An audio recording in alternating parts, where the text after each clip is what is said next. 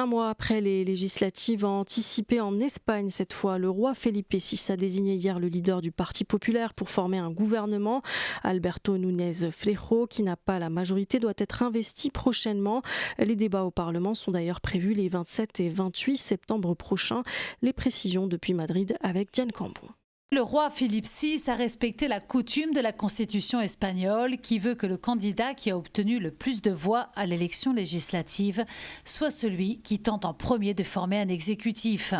Et cela même s'il ne dispose pas d'une majorité suffisante. Le chef du Parti populaire, le Galicien Alberto Feijóo, qui a obtenu 136 députés, est loin de la majorité absolue, même en comptant sur les députés de l'extrême droite, les seuls qui lui garantissent un soutien le jour de l'investiture. Or, depuis le jour des résultats électoraux, il réclame son droit à former un gouvernement. Sauf énorme surprise, ce projet est voué à l'échec et débouchera alors sur une nouvelle convocation du roi Philippe VI. Le président du gouvernement sortant, le socialiste Pedro Sánchez, qui ne dispose pas non plus de majorité suffisante, pourra alors tenter sa chance en demandant le soutien des nationalistes basques et catalans. Et si ni le candidat de droite ni celui de gauche ne réussissent à former de gouvernement, de nouvelles élections seront convoquées pour la fin décembre. Diane Cambon à Madrid pour Média.